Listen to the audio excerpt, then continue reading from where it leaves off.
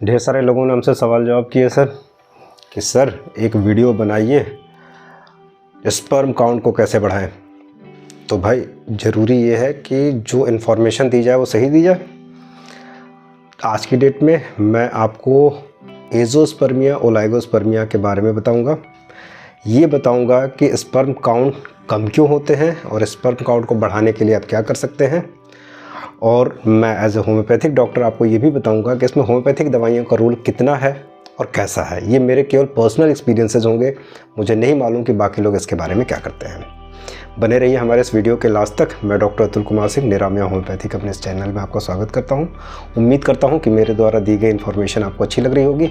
इसे बाकी लोगों से शेयर करिए, लाइक करिए और अभी तक आपने हमारे चैनल को यदि नहीं सब्सक्राइब किया है तो ज़रूर सब्सक्राइब करिए फर्दर हेल्थ वीडियोज़ के लिए। तो चलिए शुरू करते हैं।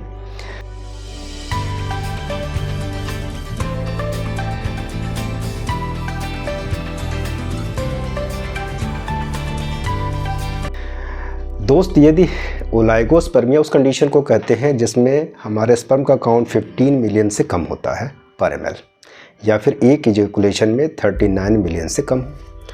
और एज़ोस्पर्मिया मतलब हमने स्पर्म एनालिसिस करवाई, उसमें कहीं भी हमें कोई भी स्पर्म नज़र नहीं आया सीमेन में। ठीक है, किसी को भी एज़ोस्पर्मिया है तो मोस्ट ऑफ द केसेज में मैंने जब मरीज की केस हिस्ट्री ली है तो वहाँ मम्स एटलीस्ट 60% केसेज में मिले हैं। यानी कि किसी को बचपन में यदि मम्स का इन्फेक्शन हो जाए तो मोस्ट प्रॉब्ली आने वाले टाइम में वो एज़ोस्पर्मिया का सबसे बड़ा कारण बनता है। इसका कहीं ये मतलब नहीं है कि जिनको मम्स होगा वो एज़ोस्पर्मिया से सफ़र करेंगे। दूसरी सबसे इम्पॉर्टेंट बात, यदि आप एज़ोस्पर्मिया से सफ़र कर रहे हैं, मेरा विश्वास मानिए, किसी भी इलाज के चक्कर में ना पड़िए। आपके पैसे बहुत बहुमूल्य हैं, कहीं इलाज न करवाइए, कोई दवा मत खाइए और आपको बहुत ज़्यादा बॉदर्ड और परेशान होने की ज़रूरत नहीं है। दोस्त, आप किसी IVF सेंटर से बात करिए और वहाँ स्पर्म डोनेट करवा के अपनी फैमिली प्लानिंग को एक मुकाम दीजिए। पैसे बर्बाद मत करिए। एज़ोस्पर्मिया का कोई इलाज नहीं होता है यदि वो ऑब्स्ट्रक्टिव पैथोलॉजी की वजह से ना हो रही हो, यानी कि ट्यूब ब्लॉक हो गई हो, वहाँ तक तो समझ में आता है। अदरवाइज यदि स्पर्म का फॉर्मेशन ही नहीं हो रहा है तो ऐसे कंडीशन में मेजॉरिटी ऑफ द केसेस में मेडिसिन का बहुत ज़्यादा रोल नहीं है।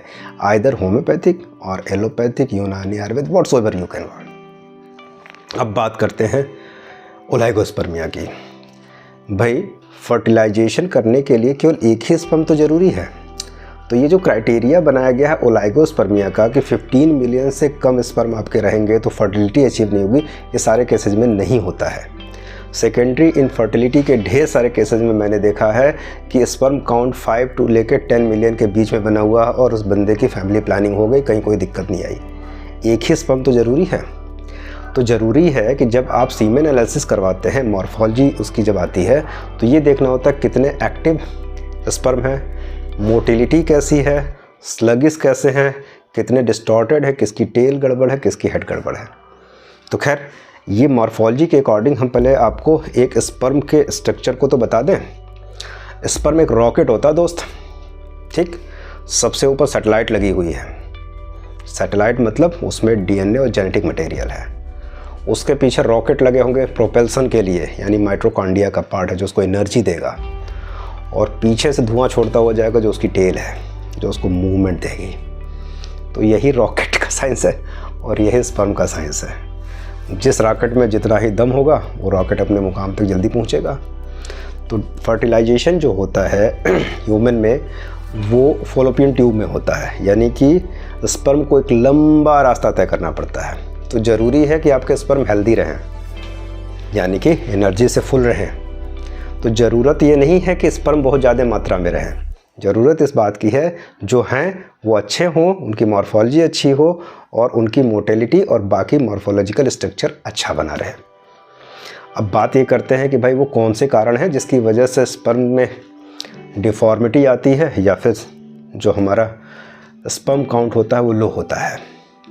दोस्त, सारे इन्वेस्टिगेशन करवाने के बाद मोस्ट ऑफ द 50% केस में ये इडियोपैथिक होता है, कोई कारण नहीं है। यही होम्योपैथी अच्छा काम करती है। बाकी चेंजेस में देख लेंगे तो कोई ओबीज है, कोई ड्रग्स ले रहा है, कोई स्मोकिंग कर रहा है, कोई अल्कोहल कंज्यूम कर रहा है, ठीक है, ढेर सारे ऐसे मेडिकल कुछ इश्यूज़ हैं, कुछ बीमारियां हैं, कुछ सिंस बॉर्न बीमारियां हैं। तो इन सारी चीज़ों में वैरिकोसील किसी को है, ढेर सारे ऐसी चीज़ें हैं जिसकी वजह से स्पर्म काउंट लो होता है। लेकिन फिर भी दोबारा मैं रिमाइंड करना चाहूँगा 50% केसेस में इडियोपैथिक होता है, नो ऑब्वियस कॉज नोन। अब बात करते हैं कि भाई बढ़ाएंगे कैसे, तो दवा तो हम बाद में बताते हैं आपको, पहले तो ये बता दें आप क्या करेंगे। दोस्त एक्टिव हो जाओ। उसमें लो स्पर्म काउंट में स्ट्रेस का भी बहुत इम्पॉर्टेंट रोल है, लेकिन ये भी ज़रूरी नहीं है कि जितने लोग स्ट्रेस में हैं वो सब इनफर्टाइल हों। तो ये कोई बहुत श्योर शॉर्ट बात नहीं है, लेकिन नो डाउट स्ट्रेस इनफर्टिलिटी को कॉज करता है और स्पर्म काउंट को लो करता है, ये साइंटिफिकली प्रूवन है। अब बात करते हैं कि स्पर्म काउंट को हाई कैसे करेंगे। तो पहले डाइट की बात कर लें, फिर उसके बाद एक्टिविटी की बात करेंगे और फिर होम्योपैथी की बात करेंगे। यही 3 चीज़ें हम इंटीग्रेटेड मेडिसिन में भी यूज़ करते हैं। मैं पिछले 3 सालों से इंटीग्रेटेड मेडिसिन पे यूज़ कर रहा हूँ। A good nutrition, change in significant lifestyle, that's mean yoga, and third one is the homeopathic medicine. इससे इफिकेसी बहुत अच्छी बढ़ जाती है। तो करेंगे क्या, मैं जो बता रहा हूँ वो वही चीज़ें बता रहा हूँ जो मैं अपनी क्लिनिकल प्रैक्टिस में यूज़ करता हूँ। अकेले चना भाड़ नहीं फोड़ता है और अकेले सारी चीज़ें की नहीं जा सकती हैं। तो न्यूट्रिशन और लाइफस्टाइल को हम छोड़ दें और केवल होम्योपैथी का गुणगान गाएं और उससे सारी चीज़ें सही हो जाएं, नॉट पॉसिबल। हो भी सकती हैं, लेकिन यदि हम अपनी इफिकेसी को बढ़ा लें तो उसमें बुरा क्या है, और हम तो सारी चीज़ें नेचुरली अडॉप्ट कर रहे हैं ना। तो चलिए आगे चलते हैं कि कैसे बढ़ाएंगे। जिंक का बहुत इंपॉर्टेंट रोल होता है। अपने बैलेंस डाइट में जिंक की मात्रा बढ़ा लीजिए। कोई सप्लीमेंट मत लीजिए, केला खाओ दोस्त, 2 केले डेली खा लो, हो गया काम आपका।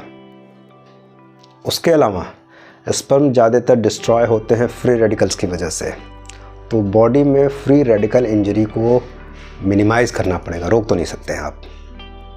तेल पकौड़ी चल रही है ना सर, ढेर सारी चल रही है, और एक ही तेल को बार बार छना जा रहा है, घर में नहीं तो बाहर समोसे तो चल रहे हैं। तो कैसे उसको कम करेंगे आप? उसको कम करने के लिए सबसे अच्छा तरीका है एंटीऑक्सीडेंट्स का ज़्यादा कंजम्पशन करिए। आपको मालूम है पॉपकॉर्न बहुत अच्छा एंटीऑक्सीडेंट होता है। आपको मालूम है फ्लैक्स सीड, सिट्रस फ्रूट, सबसे पहले तो मैं सिट्रस फ्रूट को बोलूँगा। तो ये जितनी चीज़ें होती हैं वो फ्री रेडिकल इंजरी को काफ़ी हद तक मिनिमाइज करती हैं। इसके अलावा कुछ और भी चीज़ें होती हैं जो फर्टिलिटी को अचीव करवाती हैं, यानी कि स्पर्म काउंट को रेज करती हैं। जैसे डी स्पार्टिक एसिड जो होता है वो ज़्यादातर रिसर्चेज में पाया गया है कि ये इसको इन्हेंस करता है, लेकिन डी स्पार्टिक एसिड हमारे नेचुरल डाइट में होता है, इसीलिए उसे बहुत अलग से कुछ लेने की ज़रूरत नहीं है। यदि आप इंडियन हैं तो आप चिकन से काम चला सकते हैं, मच इनफ है। डेली नहीं खाना है, हफ्ते में 1-2 दिन ले लीजिए, हो गया आपका काम। बाकी नेचुरल डाइट तो आप ले ही रहे हैं ना। तो ये कुछ बेसिक सप्लीमेंट्स हैं, नेचुरल सप्लीमेंट हैं, जो मोटे दाने के अनाज होते हैं, रागी, जौ, ज्वार, बाजरा और मक्का, इसकी रोटियां खाइए, ये भी बहुत अच्छी होती हैं। और गैस्ट्रिक डिसअरेंजमेंट की वजह से मोस्ट ऑफ द लोगों में भी ये दिक्कत थोड़ी सी होती है, तो गैस्ट्रिक डिसअरेंजमेंट को अपने सेटल करिए, लाइफस्टाइल को ठीक करिए। अब दूसरे नंबर पे आते हैं योगा, लाइफस्टाइल। तो लाइफस्टाइल के लिए सबसे ज़रूरी चीज़ है योगा अडॉप्ट कर लीजिए, काफ़ी हद तक ठीक बने रहेंगे। और योगा में क्या करना है, कैसे करना है, वो ऊपर आई बटन में मैंने एक लिंक दे दिया है। साली मैम ने काफ़ी कुछ बता रखा है कि योगा में वो कौन कौन से आसन और प्राणायाम आप अडॉप्ट करेंगे जिसकी वजह से आप अपने स्पर्म काउंट को रेज कर सकें। देखो दोस्त, पेल्विक फ्लोर जो होता है वो बहुत कॉम्प्लिकेटेड चीज़ होती है। इसको पुराने ज़माने में सोलर प्लेक्सस कहते थे, ठीक है। Source of the bundle of the energy है, यहीं से सृष्टि चलती है भाई। तो इसीलिए यहाँ ब्लड सर्कुलेशन जितना ही बैलेंस्ड होगा ना, उतना ही जेनेसिस ऑफ द स्पर्म अच्छा होगा।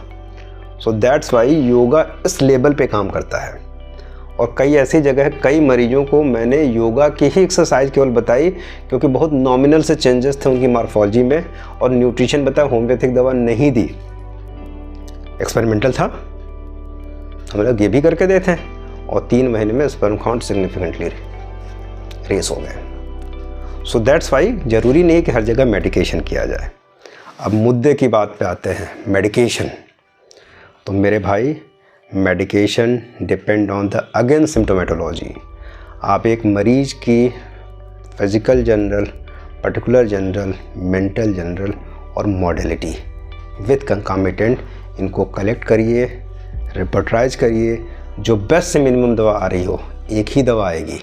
और बाकी यदि आप बर्नेट के प्रिस्क्रिप्शन को फॉलो करना चाहते हैं, जो मैं करता हूँ अपनी प्रैक्टिस में, तो 2 या 3 ऑर्गेनिक रेमेडी भी आप दे सकते हैं। उन ऑर्गेनिक रेमेडी का नाम अभी हम आपको बता रहे हैं। तो ज़रूरी ये है एक constitutional medicine with some organic remedy. यदि आप आगे बढ़ें, एक constitutional medicine according to the complete symptomatology of that patient, और 2 या 3 ऑर्गेनिक रेमेडी के साथ यदि आप आगे बढ़ें तो नो डाउट स्पर्म काउंट को काफ़ी अच्छे से रेज किया जा सकता है। परसेंटेज भी बता दे रहा हूँ।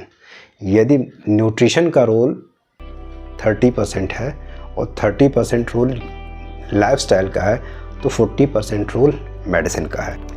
अब आप समझ लीजिए कि न्यूट्रिशन और आपकी लाइफस्टाइल कितना इम्पॉर्टेंट रोल प्ले कर रहे हैं to increase the level of sperm count. Homeopathic दवाइयों में 3 दवाइयाँ मैं लोगों को रिकमेंड करता हूँ अकॉर्डिंग टू टाइपोलॉजी। पहले नंबर पे, यदि किसी को ओलाइगोस्पर्मिया या लो स्पर्म काउंट है और उसको कहीं न कहीं गैस्ट्रिक डिरेंजमेंट है, केवल सिनकोना से काम चल जाता है। डोजिंग सिनकोना 1x 20 मून दिन में 3 बार, किसी भी दवा की ज़रूरत नहीं है।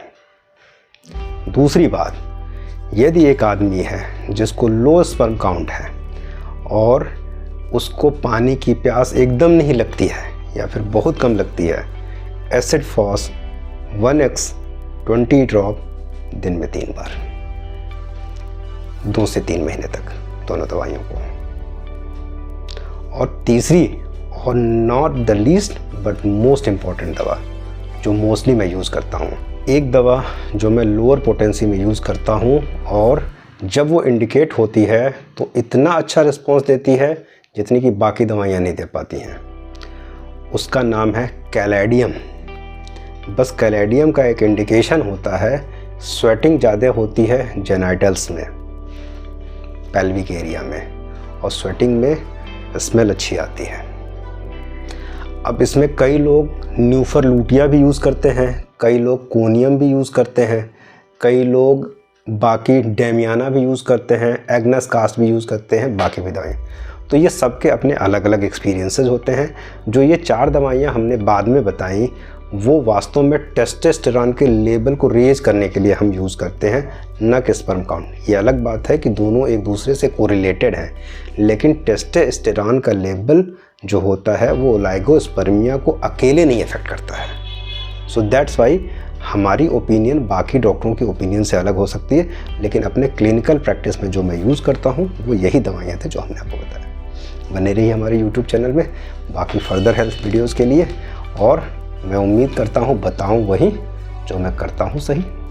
धन्यवाद। मैं डॉक्टर अतुल कुमार सिंह, मेरा नाम है होम्योपैथ।